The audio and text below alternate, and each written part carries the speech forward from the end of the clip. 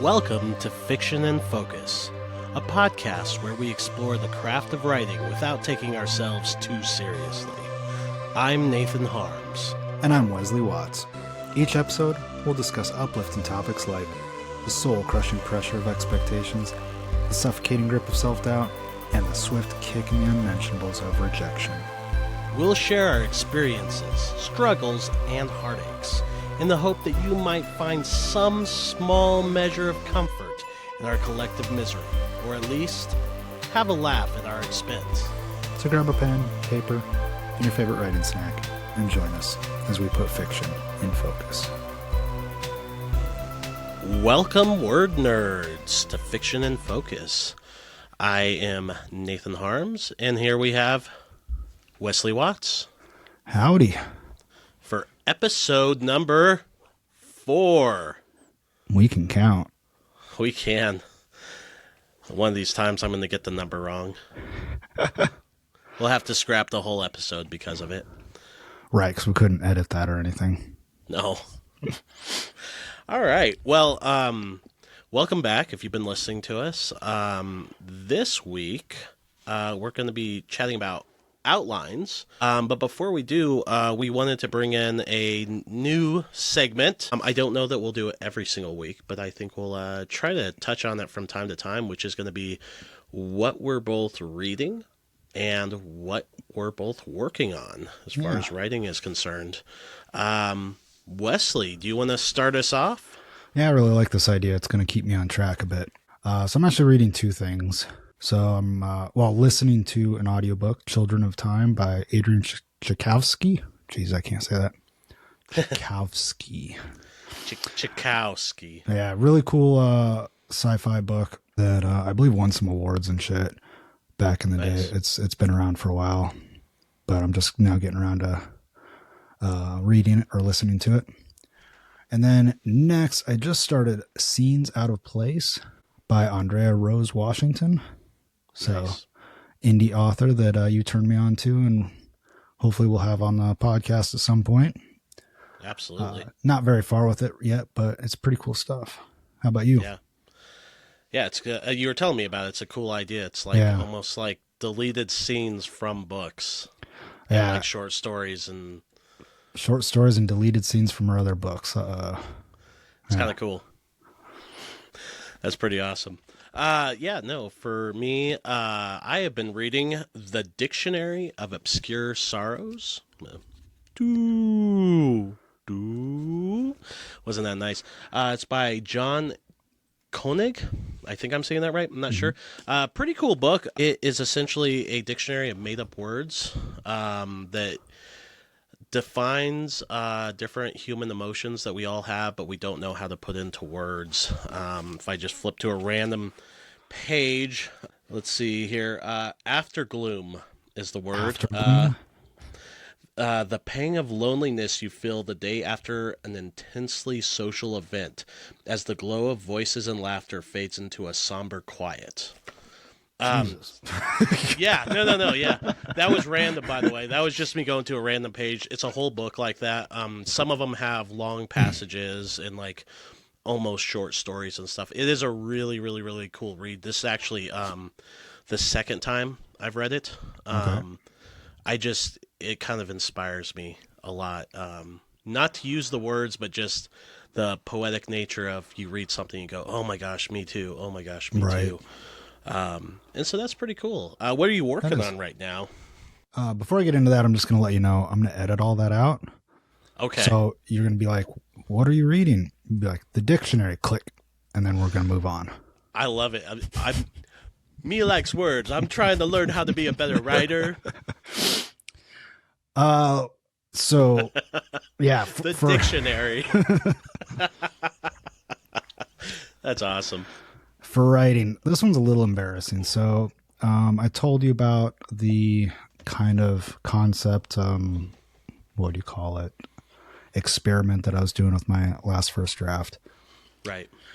Then, things happened in November that really threw me off track, and I'm kind of just now getting back to writing 2 months later. Yeah. And because that was such a new experiment, and that's a long time to be outside of that project. I couldn't catch back up. I couldn't like get back into that mindset. Right. I still think that experiment has some merit. I want to try it again some other time on a different book, but I realize Yeah. it's not right now. So unfortunately, I basically started choosing chaos all over.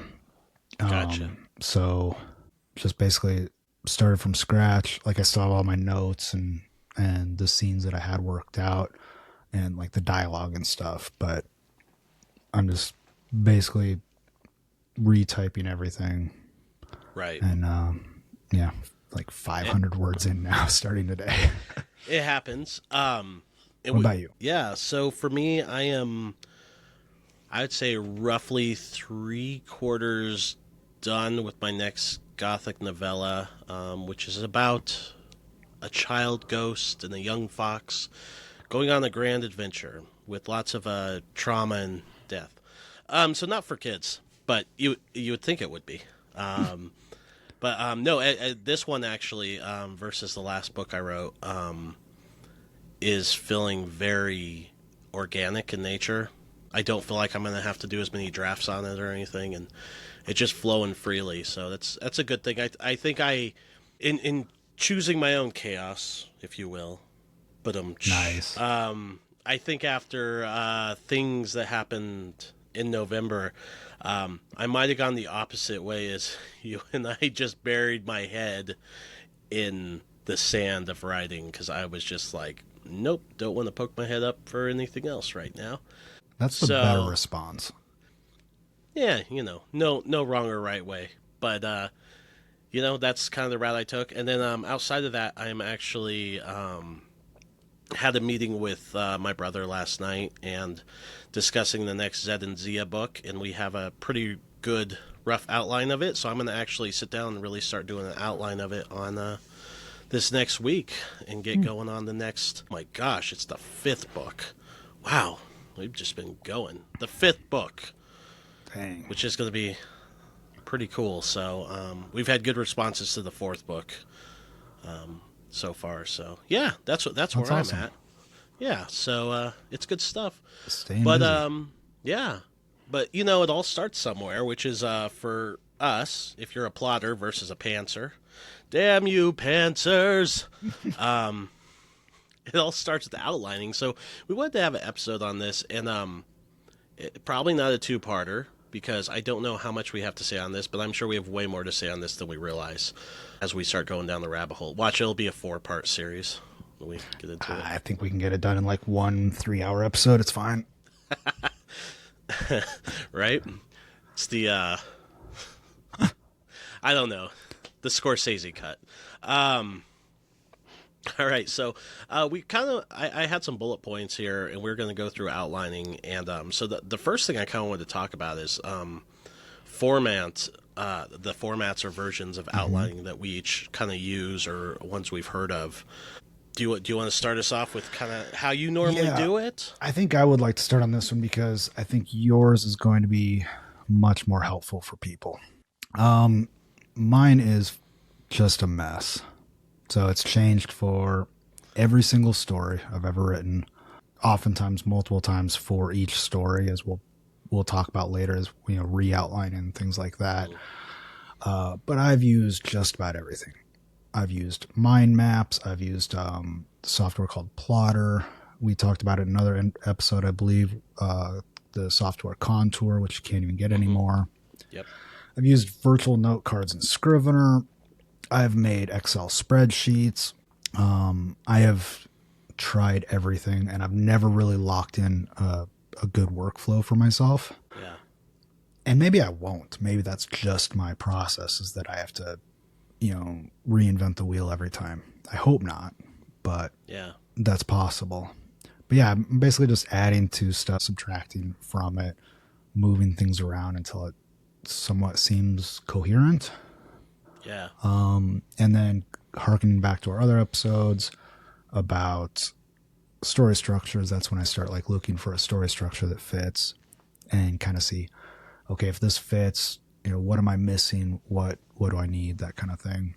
And then I guess the only other thing to talk about with that is if I need some advice or if I need to bounce some ideas off somebody, that's when I have to write it out in usually a Word document in Hmm. kind of a more coherent state that somebody else can understand. Right, right. So if anybody's ever seen my outlines, and you've seen at least one, Hmm. you're not seeing the real thing that I'm working off of. Right, You're seeing right. something I wrote out so that you could sink your teeth into it enough to, hopefully give me some advice on it, which you actually really did, which was awesome. That that's why you're only 500 words in now. You're right. It is your fault, isn't it? Shit. You bastard. Yeah, that is the absolute mess of my workflow for that. I like it though. It's akin to some musicians, how they would write out like a song or something like on a napkin, and like it was never very coherent. But if you see, some of the best songs ever written started out as scribbles on a napkin. So I don't think there's a wrong or a right way, Huh. and I think chaos is kind of fun. That actually It's reminds whatever me. works. That actually reminds me of my first apartment. I basically wallpapered one of the walls with like wrapping paper, but like the wrapping side to the wall, so all you had was white paper. Oh, that's awesome. And I just wrote shit on my wall, and that's where most of my songs were coming from at the time. That's amazing. I love that. Yeah, I was a mess. I love that. It's great. So yeah, so teach me your workflow, and maybe I'm ready to learn. I mean, you know what? Exactly what you said. I just do that. No, I'm just kidding. No, I don't know. I think it depends on the scope of the project. That's what I always tell people. You kind of know when you have that original idea ping into your head. Is this a short story? Is this a novella? Is this a series? Is this whatever the case may be? And so what I've found is I basically write in fictitious chapters. Is how I plot out my books. Can you expand on that? What do you mean by Yeah. fictitious chapters? So essentially, it doesn't mean that these are the chapters that are going to end up being in the book, but I break the story down by chapter 1, chapter 2, chapter 3, chapter 4.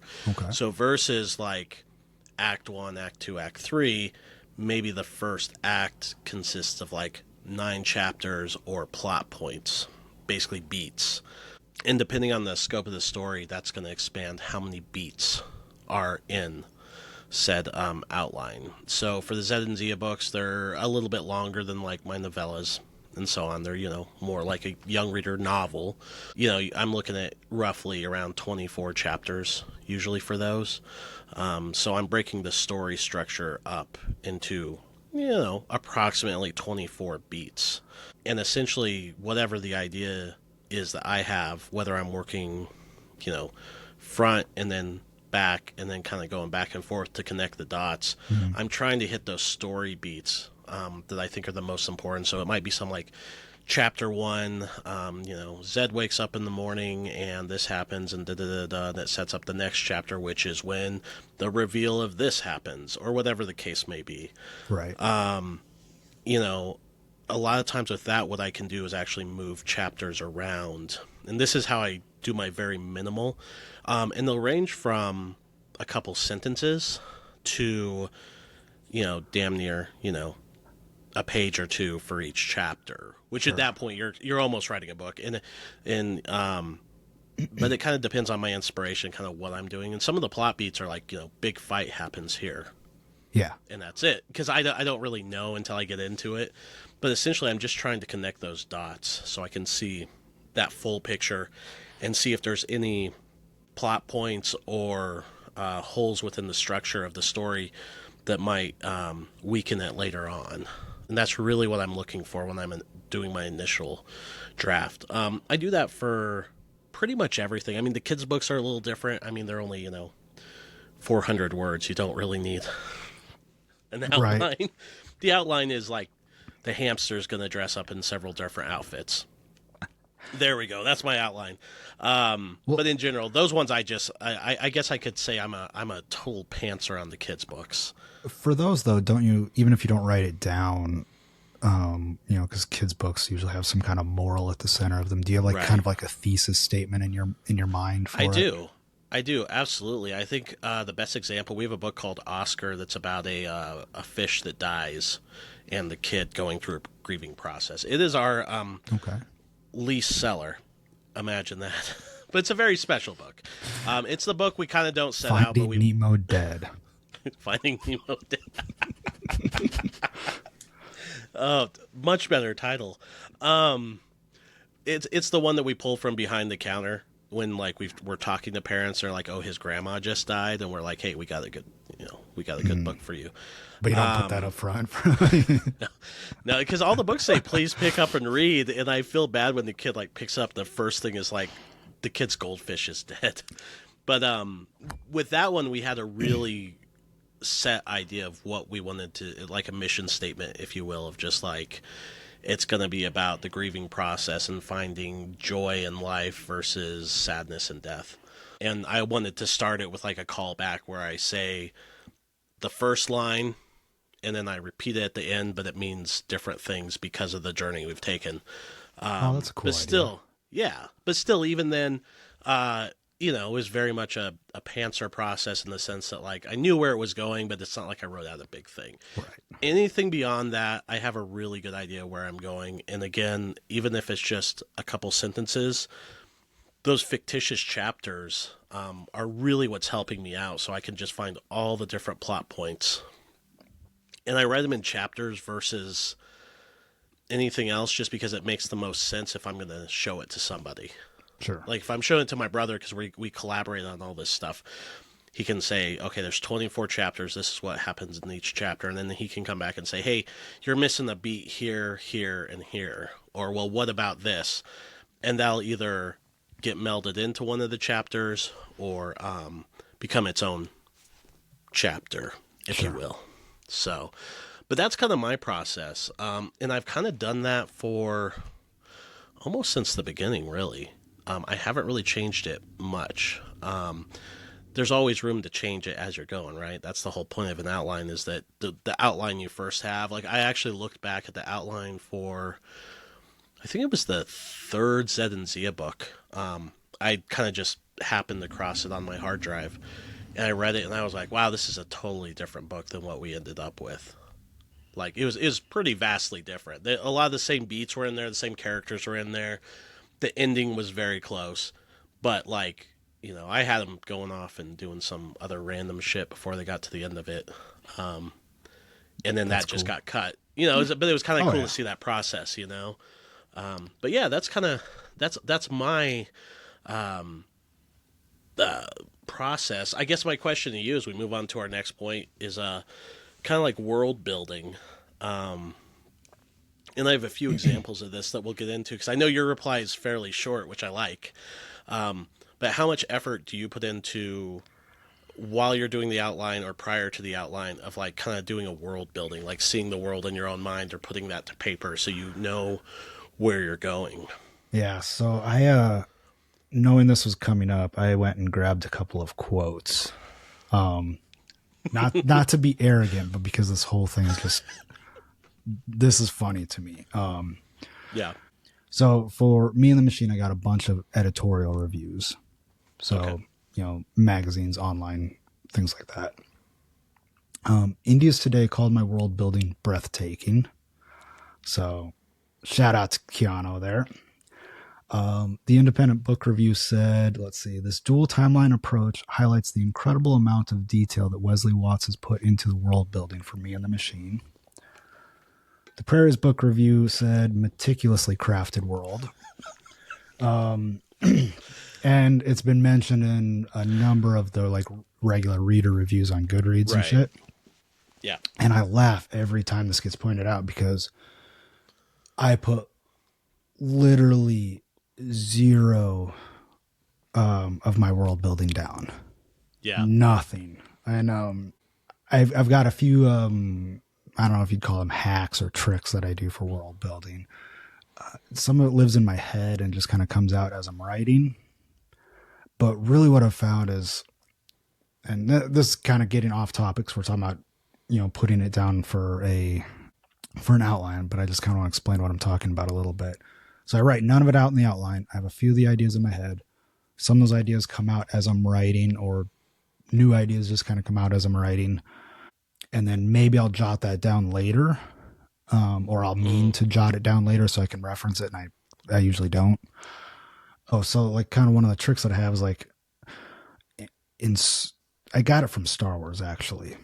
So Star Wars did this really well, like in the Empire Strikes Back. Han's talking about like leaving the rebellion to go pay off Jabba the Hutt, and they're like, "Well, I thought you were gonna stay," and he's like, "Well, the bounty hunter we met on Ord Mantell kind of changed my mind," or something like that. I think that's pretty close to the line. And they do that a bunch in Star Wars, and that's one of like, Right.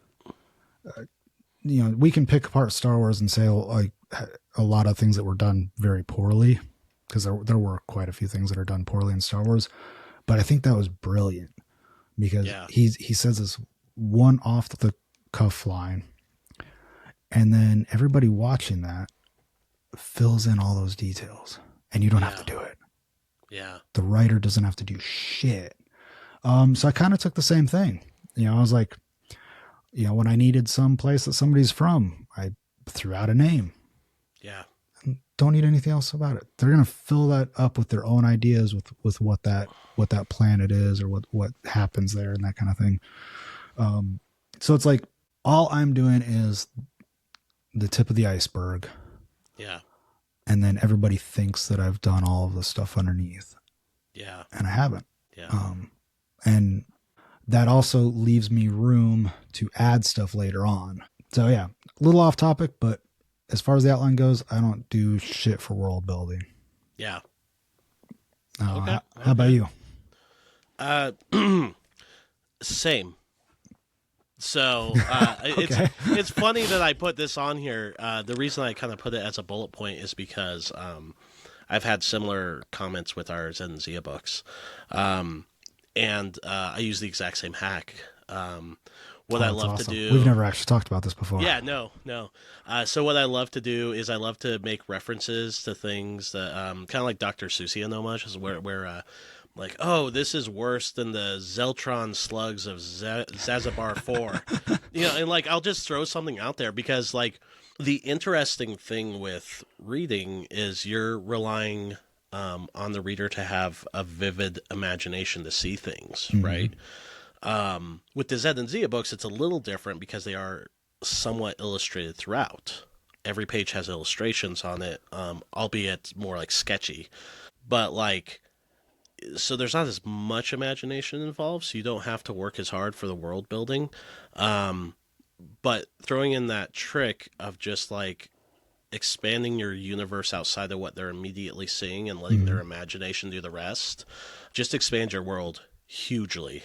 It's just huge, But no, I use that same trick. I think just offhanded remarks just here or there about events that have happened or places that you haven't visited. And then what's fun is then sometimes I will go back and in like 2 books later, they'll actually visit some offhanded remark that I made in the first book. Yeah. And that's just fun because you can now. You already have the name of the place and the creature, the whatever.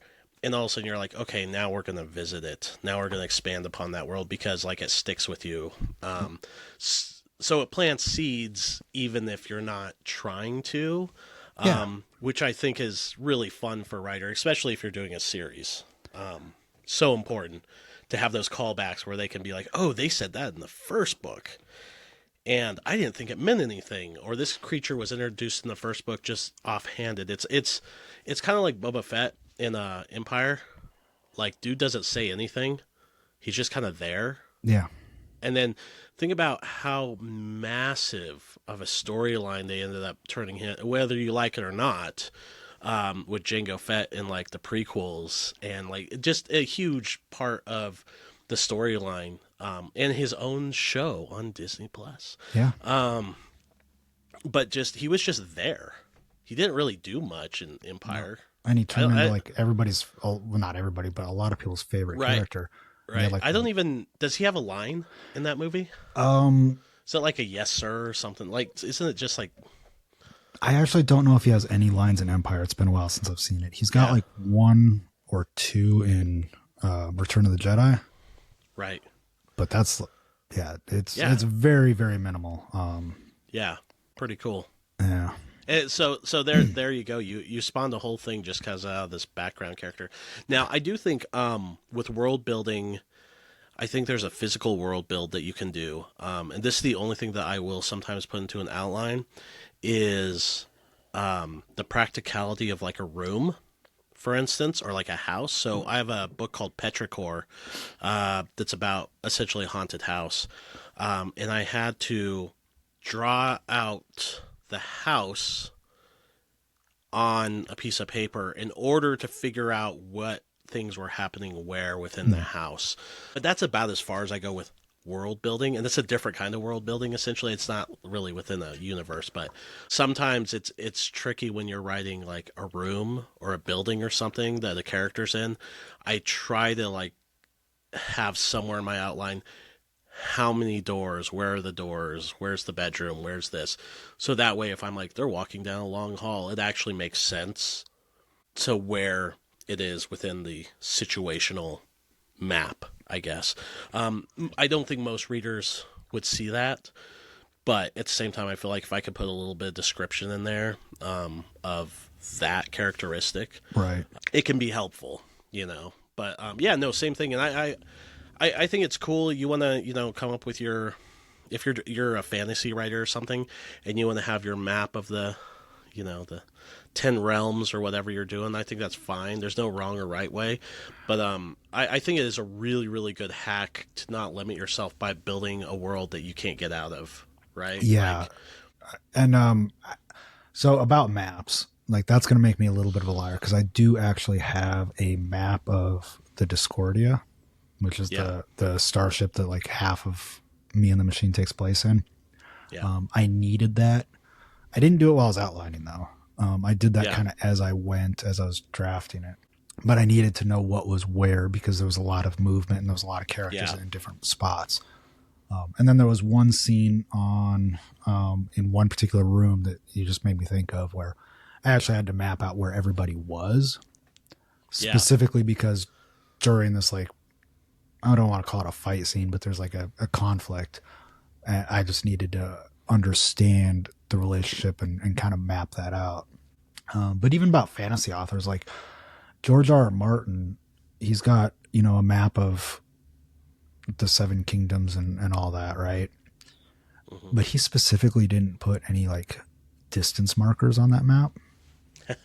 that's And awesome. when asked about like why, he's like, so I didn't have like people telling me that why can't this person travel from here to here? That's like 200 miles. And he's like, I don't want anybody like fact checking me like that. I No, was like, it's so smart.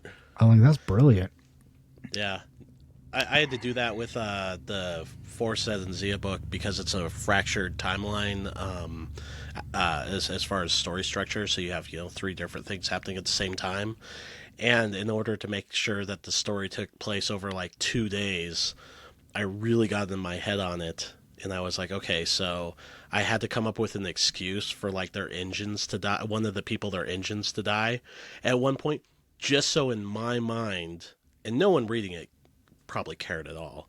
But in my mind, that way they all arrived back home at the same time because this one thing happened.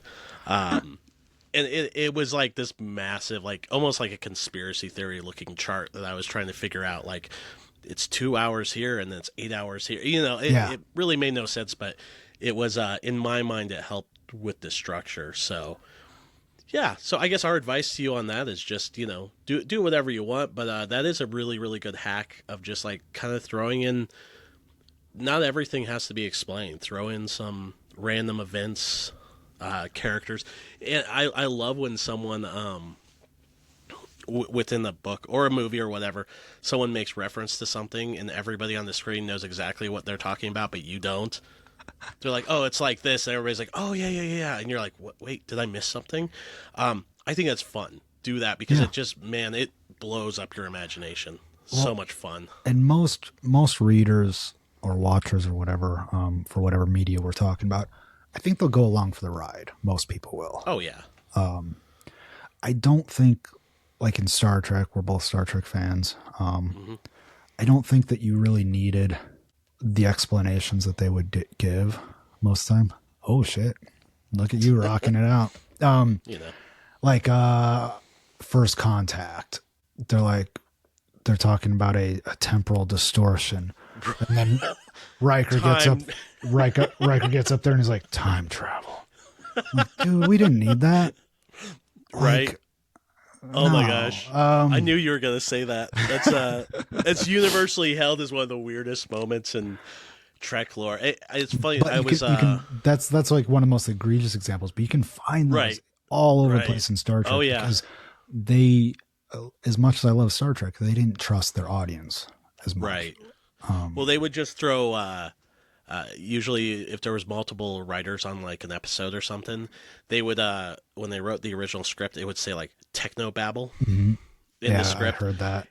And then they'd have to write like techno babble, and then they usually have a secondary character explain it, like to the audience. You know, it's fun. It's kind of like the Inception thing. Like I like the movie Inception. I don't want to make anybody mad, but my God, did they not trust their audience to figure that movie out? Because they explain. It has a narration in it that's so frustrating for me personally, where they explain like the same thing like 20 times. They're like, and when you go down a level deeper, tell me exactly what happens down to the minute. Well, let me tell you, and then I'm going to repeat it 10 minutes from now. They do a lot of that in that movie, and it's fine. Again, it's you're writing a high concept for a large audience. I get it, but yeah, it's kind of funny. Sorry, a little off topic, I know, but It is, but that's okay. That's part of what this is Yeah. about. I love that film, but Yeah. one thing that actually bothers me is that they do all of this explaining, but then they never explain how these people are sharing a dream. right. Like they're hooked up to some machine with some chemicals pumping into their arm, but somehow Right. that like melds their minds together, and it's just like you just have to make that leap of faith for the movie, and it's cool because it's a fucking awesome movie. Right. And it's like if you can ask your audience to make that leap of faith, you should be able to trust them to get the gist of what's going Right. on without all that explaining. But Yeah, no, that's such a good point. That's such a good point. Oh my gosh. I actually think we'll probably end up talking about Inception again because I know we're going to do an episode eventually on surrogate audience surrogate characters. Yes. And yes. that's a huge example of an audience surrogate character. But yeah, we can get to that on a different time. It's funny. I just started. We were talking about doing an episode on that, and I love that topic. And I had just started watching Torchwood, which is a Doctor Who spinoff. Okay. And the first episode has one of the best examples of that. And it was I just kind of laughed because I was like, it's funny once you start talking about it and you start paying attention to it, you realize how well or how much it's used within media and culture, and it's a really cool tool, which is why I think a whole episode would be great on it. But yeah, all right. Well, let's move on to.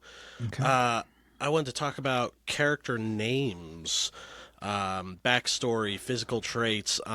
Essentially, when you're writing your outline, how much effort are you putting into establishing your characters and who they are and their backstory and what they look like, what they wear? Do they have an accent? Do they, Sure. mispronounce things? Do you want to take So this on one and so first? forth. Sure, sure. I have a lot to say on this, and I think some of it's going to be a little controversial. awesome. So I think we'll have some back and forth. Yeah, no, that's good. So it kind of depends. Okay, so it depends on the project I'm working on. If I'm working on Zed and Zia, if you couldn't tell from the title of the book with the two main characters named Zed and Zia, I just have fun naming the characters. Like this is Zed, Zia, Flub, Zeph, Zelly, whatever, Zedi. These are all actual characters, by the way. Findia. Wait. So it's Let me back up. So the book is called Zed and Zia. The series is called Zed and Zia. yeah. And the main characters are who? Their name is Franklin and Madeline. No, I'm just Okay. Makes perfect sense. kidding. Right. Um, so with that one, I just have fun naming the characters. Honestly, we named the character Zenzi because we wanted to have a male and a female main lead in the Mhm. book that essentially were equal. There's not like a main character; there's two main characters, and that just rolled off the tongue. That's really the reason why it sounded sci-fi. It was easy to say. It was short, especially since you're going for a young reader. Now, as far as backstory goes with them, it's ever evolving. We had a pretty good idea of where we wanted everybody to go and their personality types and what they looked like and so on. But me and my brother, when we sat down, we spent more time just trying to delve into not only the characters' backstories, but where we wanted them to go. Okay. So we literally it's like the song goes, some of them were born to die.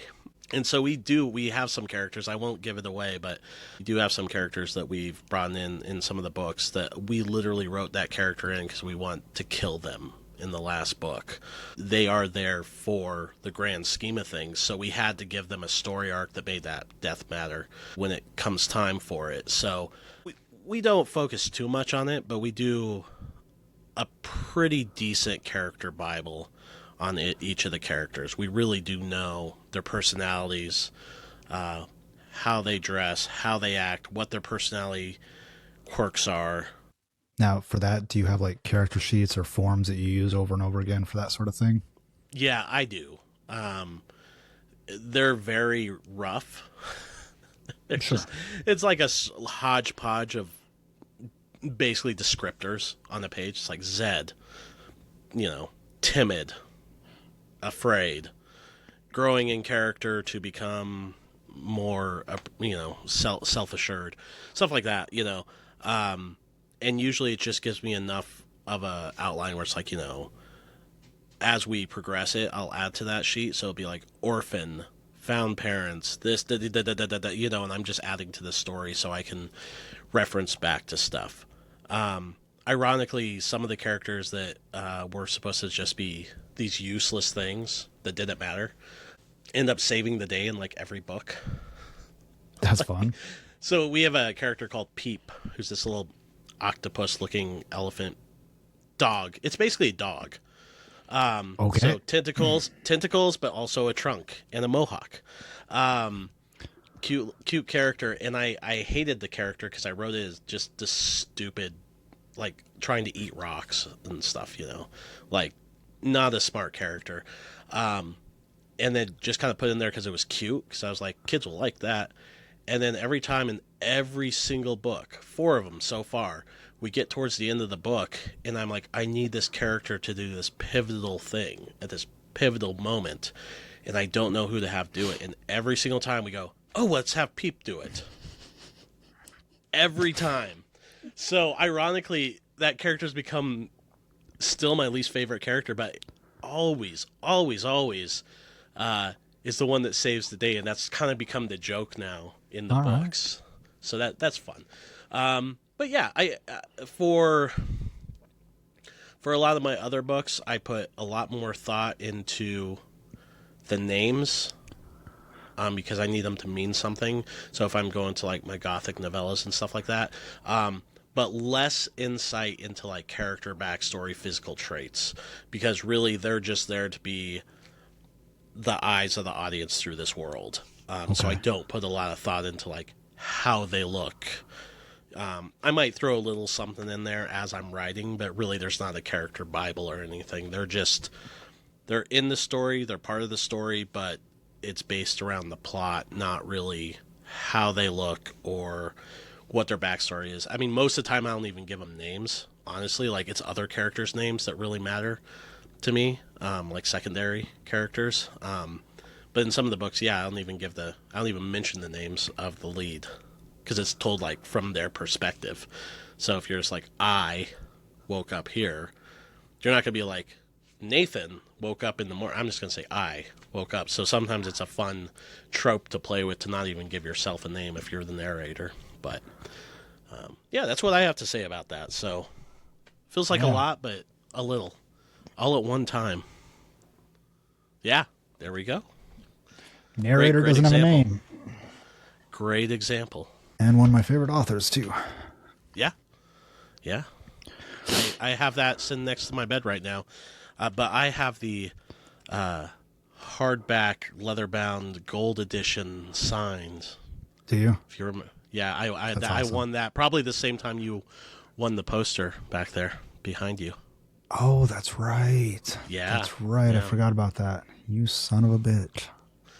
yeah. That's awesome. I forgot All all right. What about about that. And now I'm right? jealous again. What about you? So almost nothing. So I do Nice. almost none of that. I have a very different mindset on character names. I don't pay any attention to what the names are really. Maybe that's a little overselling. Let me back that up. I don't really care much though. I don't need any like assigned meaning to a character's name or anything like that. In fact, I usually have a little bit of a reaction against that when I'm reading something. And this is not to throw any shade about people that do that or want to have like some kind of meaning behind the character's name, but I think if you go too far with that, that's when you end up with like Doctor Octopus being his name's Octo something, right? Or Yeah, the werewolf shapeshifter in Harry Potter being Professor Lupin. You know, yeah, that to me, I mean, I guess it's fine. Those are like kids' examples, so it's cool. But that to me always just it hits a little on the nose for me. yeah. And kind of the way I look at it is, I think I've told you this part before, maybe, but most of us, maybe I'm an exception because I'm going by a pen name, but most of us just go by whatever name our parents gave us at birth. Yeah. And they don't know what our personality is going to be like. They don't know what our vocation is going to be like, or they don't know anything about us at that point. We're just a baby. They give us a name. And then you grow into and make that whatever it is, or most people do. So I use random name generators for most of my characters, or the name Nice. just kind of comes to me or whatever. I'll pay attention to like cultural naming conventions and things like that, Right. if that's appropriate. But aside from that, like I just don't really care much. Right. Like Gabby's two friends, I thought was kind of fun and quirky to name them both Catherine, but spelled differently. So I kind of I did Yeah. that on purpose, but it didn't Yeah. really have anything to do with the characters. I just thought that was kind of fun. Right. And aside from that, I just don't really give a shit. You know, Yeah. the character's gonna be the character's name, and you know, you end up loving a character because you love the character, not because the Not the name name. is so cool. Yeah. Yeah. But again, like if somebody needs to have a name that has, if you're a writer and you need to have that name to like ascribe some kind of meaning to you, and it matters, Yeah. you know, or you hate some guy named Tom, so you make him the enemy. Cool, you know, like Yeah. Yeah. Yeah. whatever works for you as far as the writing goes. But I don't think that you should expect the audience to really give a shit. Right. And beyond that, I don't use biographies or character sheets or anything like that at all. I find that stuff limiting. And in the same Yeah. way that we talk about world building as being like if you map out every part of the world, then it's limiting once you're writing, or at least I find it limiting. Which is, by the way, the same reason I don't like writing in like contemporary fiction. Right. Like, I don't want to have to like figure out, you know, if Ninth Street connects to Washington, in whatever city. Like, I don't want to get called out for that shit, and I don't want to have to like research that and figure it out. So Right. it's so much Right. easier just to make up your own fucking city. Right. Um, 100%. so that's a big part of why I like science fiction and Right. fantasy. Right. But yeah, I just don't like that stuff to limit me, and I don't find it helpful either. So I did try this when I was early on, and I was writing, you know, my early stories. I did make character sheets and things like that, and it didn't help me at all. And again, I don't want to knock anybody else's process, but I don't understand how it helps other people too. Like that's not something I've been able to wrap my head around. Right. And maybe you can help me understand that, but like a lot of the character sheets I see online and the bios that people talk about, they're writing like, what's their character's favorite color? What's their favorite song? What's their education? What's their hometown? And I always think to myself, like, if you took a real person, and boil them down to like those factoids, right, does that tell you anything about what it's like to have a conversation with that person? Yeah. No, it's a really good point. I mean, I think that's probably taking it too far, for sure. Like favorite color, what's their favorite dish? Like, unless it's like, I do see that though on these. Yeah, yeah. No, I mean, for me, it's more personality traits and like stuff that is, especially within the series, stuff that is detrimental to consistency across books. So for me, it's like that. Like, I don't want to have him say something offhanded of like, my favorite meal is this in the first book, and then in the third book, he's like, my favorite meal is this other thing, unless that's like a joke. So like, if I have certain things that the character develops or that come into it, I'll drop it into that just so I can refer back to it. Gotcha. But at the same time, I agree with you. You don't want to limit yourself to a character growing into something else as you go. So no, it's a really, really good statement that you make. I think it goes back to kind of like the world building thing too. Like you want to be like, if you have a character that's like missing an ear or something, maybe that's written in their biography, but you don't want to be like, this is exactly what happened, because you might want to have that moment where they're like, what happened to your ear? And they're like, that's a story for another time. And you can kind of have that thread to pull the reader along with, or to have their imagination go with. So I think you're absolutely right. I think if you have too much of a character bio, I think it limits you and it hurts you. Again, I would just say if you're going across like a big series, 3, 4, 5, 6 books, you probably want to have a cheat sheet. If you've mentioned something that's like to the character, because like people that read it, they will call you out on it. Right. No, and so yeah, I do jot those details down. Right. Or I intend to as I go, but that's for the drafting period. I can tell you what I do, and actually I can use what you just said as an example. So, because I do need to get inside these characters' heads, even a lot of the secondary characters. And one of the examples that I kind of tell people about sometimes is there's this character in Me and the Machine called Callum. And he was one of the most difficult characters I've ever had to write. He's this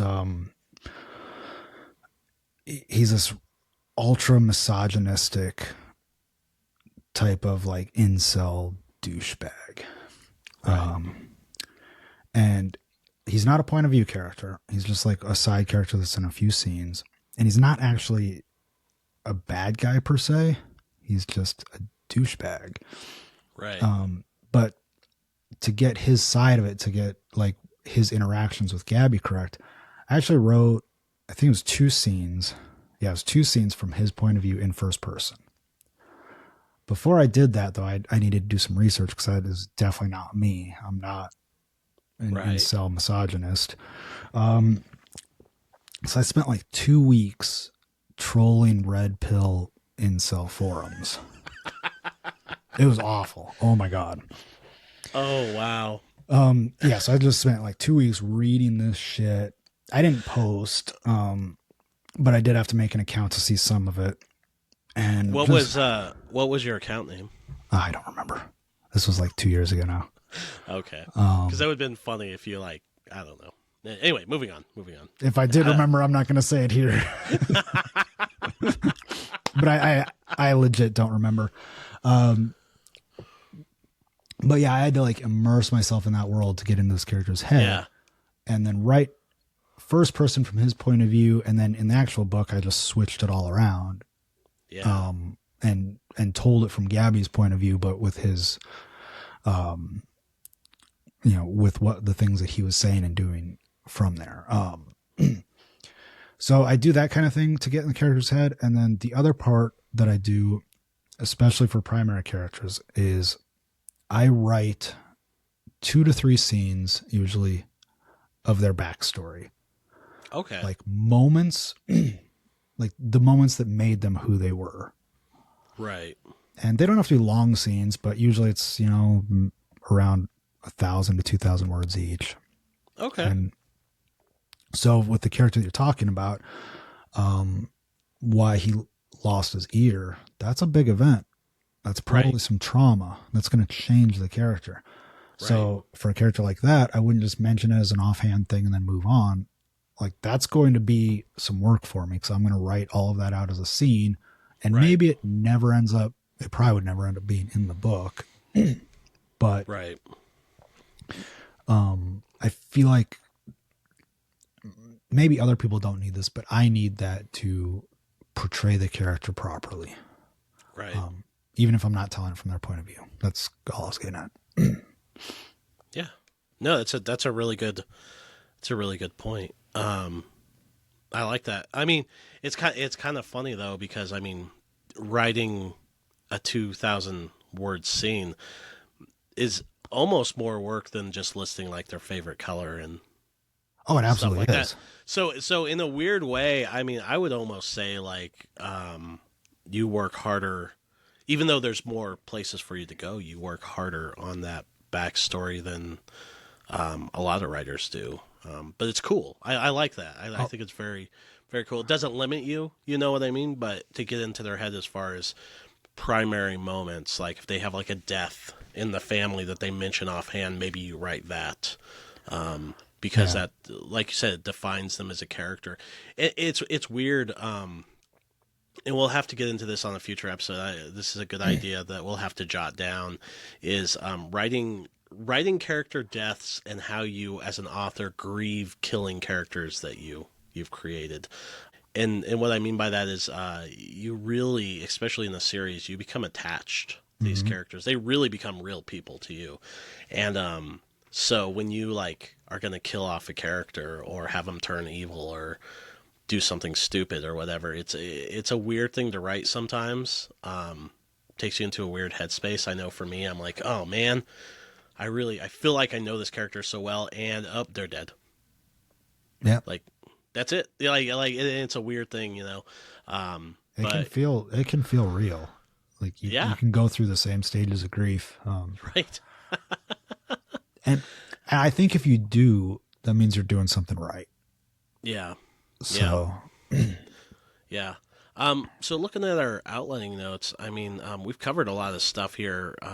That I put. I think really, the last couple things I wanted to talk about in fairly short yeah. conversations here. I mean, how do you approach it if you when, not if, when you diverge from the outline? Do you just kind of turn into a plotter at that point and just kind of go your own way, or do you like go back and like adjust your outline to see if that changes future events? Both. Yeah, So I will kind of pants it to a point. right. If you're just going like a little bit off track, it's usually not that big of a deal, and you can kind of just roll with it. Yeah, In fact, like your last version of your outline might not look 1 to 1 the same as your draft. right. That being said, if I fall far off track, then I start having an issue writing. Yeah, I start getting basically writer's block, and that tells me that I've screwed something up, and I need to yeah, go back and figure it out. And that's usually what I'll do is I'm stuck. I'm basically stuck anyway, so I might as well stop, reevaluate the outline, probably rewrite the outline, and kind of figure out some things. And sometimes, unfortunately, I find out that I actually have to go back several scenes farther than I thought. Because the problem where I actually started off track was farther back than I thought, mm, um, yeah, and kind of redo a few other things. Now I don't rewrite to match the outline. I re-outline to match the writing. Yeah. So because the Yeah. writing is usually taking me to the correct place, which I know some pantser is going to be like, ah, see, you should just write and see what happens, but Yeah. that doesn't work for me. Yeah. No, it's the North Star scenario for me is like I diverge a lot from my outline for sure, but it's usually in the middle, and it's usually if I'm going back to the outline, it's kind of like a web. It's so I can pull it back in because, like I said, the ending is usually I think in all my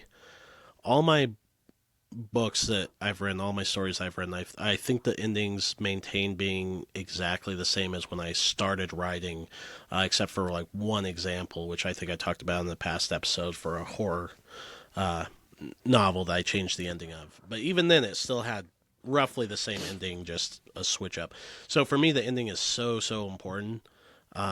Sticking that landing. So if I delve off course, I'll go back to the outline and not necessarily rewrite it, but kind of figure out a way where I can force my hand back into it, even if it takes a while.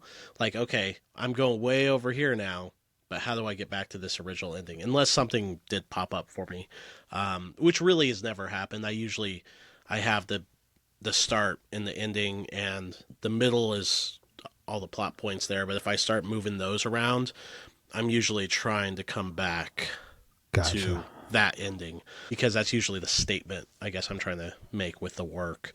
But I think it's more just like it's funny the an outline for people as a writer. If you're a plotter, you work so hard on that outline, and it becomes the thing that you forget about almost immediately once you start writing. Like it's there Guilty. for yeah, it's a reference. It's a sticky note on your computer at work. It's just this little reminder over there. Be like, don't forget in Act 3 this is going to happen. But once you get into the world, it's not that the outline goes out the door. It's not that it's not needed because it's very very needed for me. I can't write without that start, whether it's basic or really intense. But yeah, once you start the process, it's funny how quickly you can get off track if you don't go back and reference it. So I tend to go back and reference it plot by plot, like plot point by plot point. And if I start to delve away from it, I look ahead and I say, okay, how do I bring it back around to the original plot points here? If I'm going to have this side quest, Mm. how do I get them back on track? If they're traveling to the planet and they're going to get abducted by pirates because I want to have some filler in there and because it sounds fun to do, how do I get them back on the road? And sometimes, like a reveal that's going to happen in the future, I'm like, actually, that would be really cool to happen here. And so Yes. I'll move stuff around, and I love that, like where you just kind of start going off on the tangent, and then you realize, oh man, this is a way better spot to have such and such character do this thing that I was going to have them do here.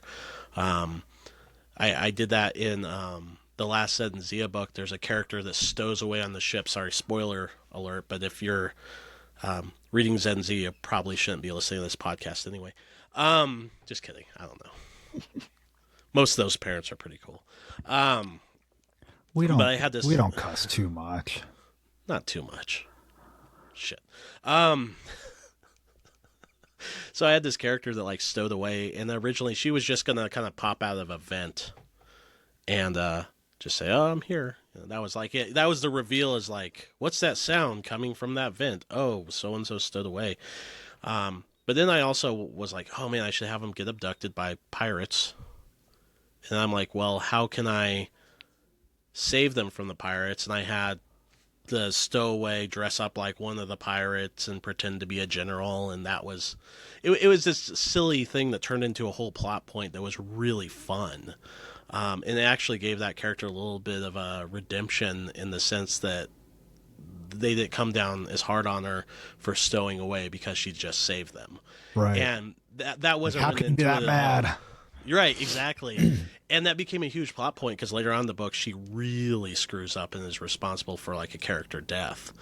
And so it gave this like peaks and valleys for the emotional arc of the character. And it was just because I was like, I want to write some pirates.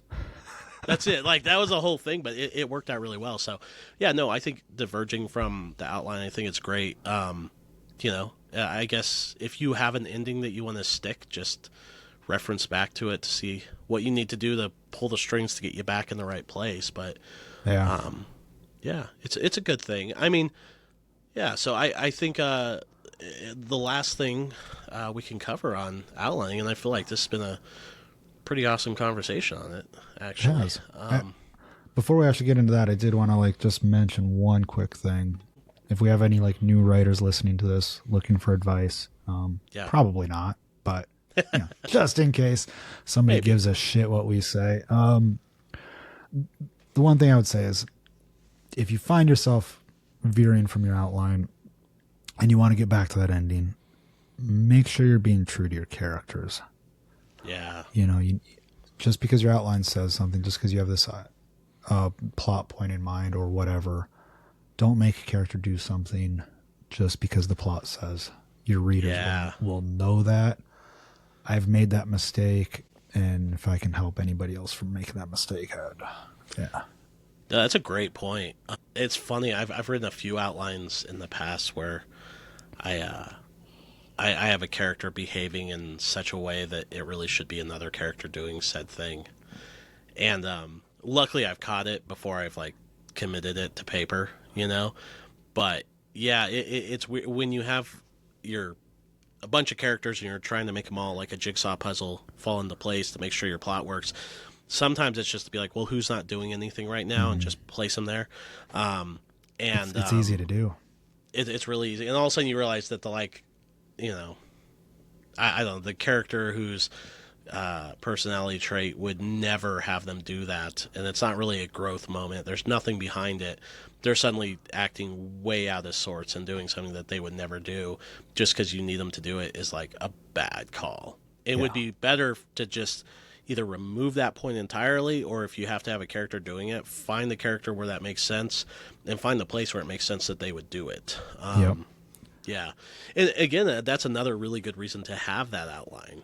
Is like you're looking at it as like this giant poster almost with all these names and places and events and figuring out what makes sense. Yeah, because a lot of times you'll find those issues before you're, 60,000 words into a draft. Oh, yeah. It's funny how even with like plot holes or something like that, it's funny how just one line of dialogue or something can fix stuff. So easy to do. Some people will be like, "Oh, I veered off from my outline, and I don't know how to fix this thing because now it's a plot hole." Usually, it's simpler than you're thinking. Oh yeah, it could mean what like. I find. I mean, you've probably heard the term Chekhov's gun, right?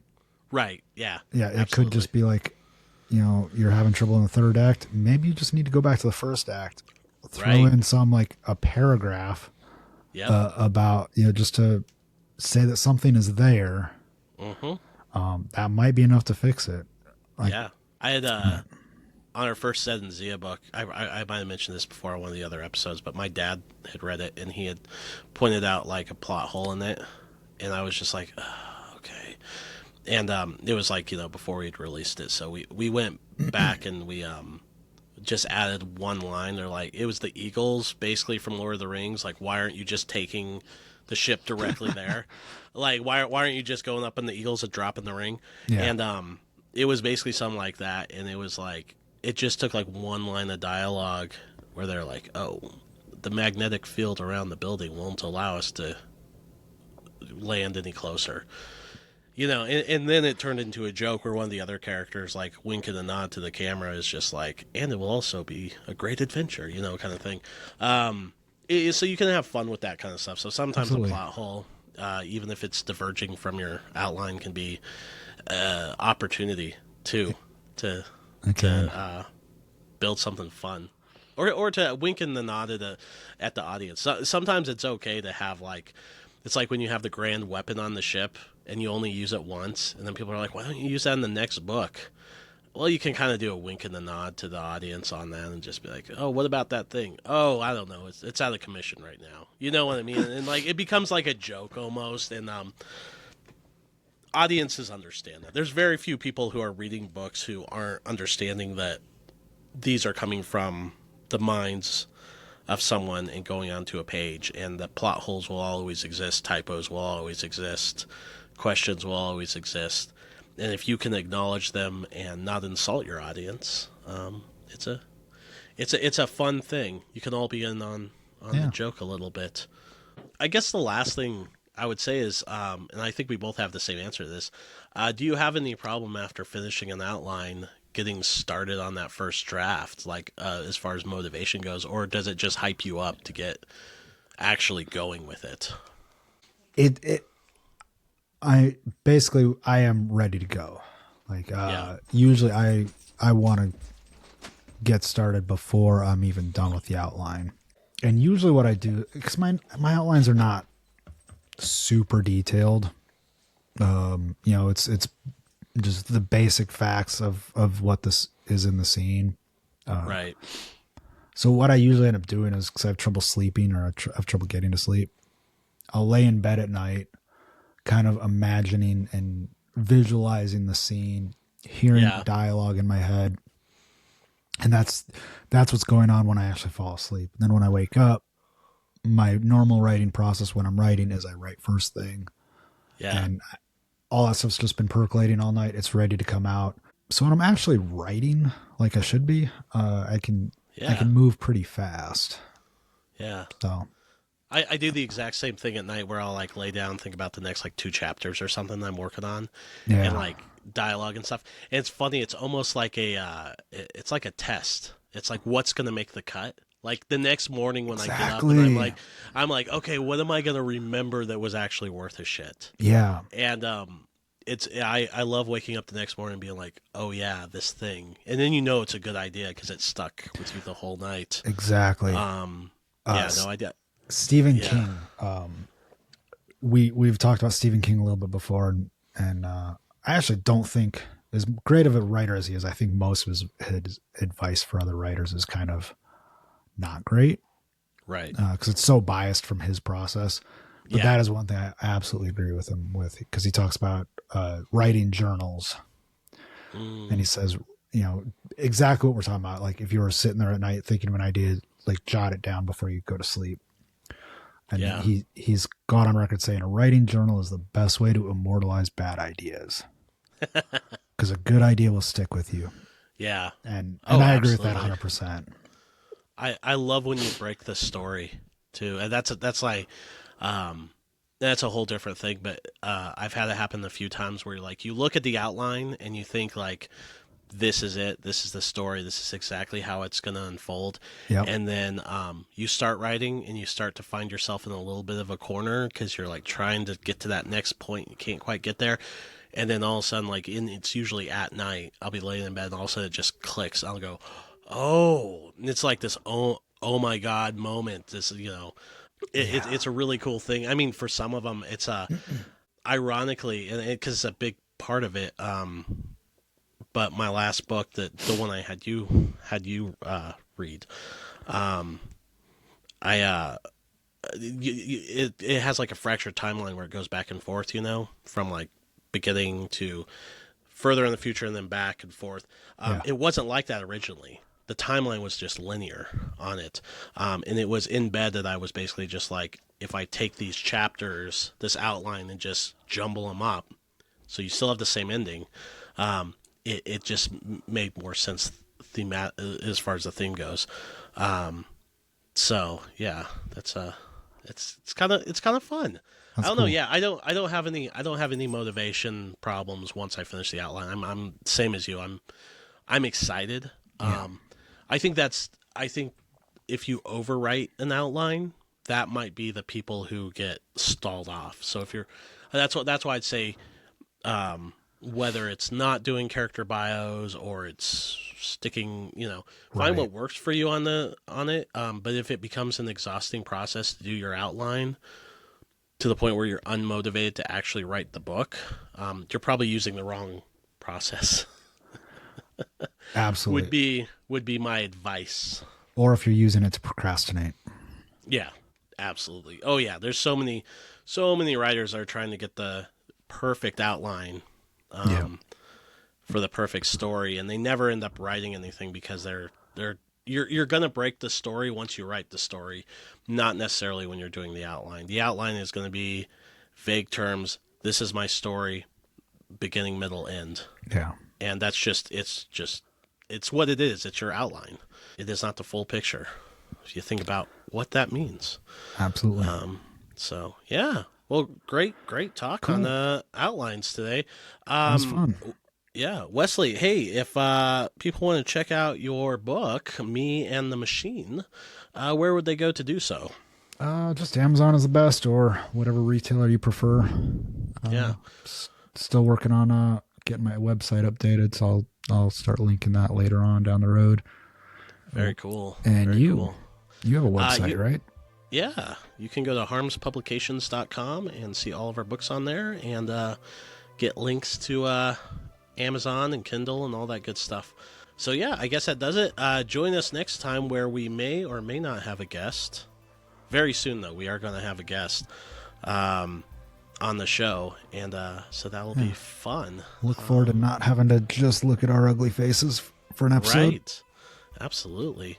In the meantime, like, subscribe, ring that bell, comment. I don't know. Whatever you want to do. But we appreciate you listening to us, and join us next time on Fiction in Focus.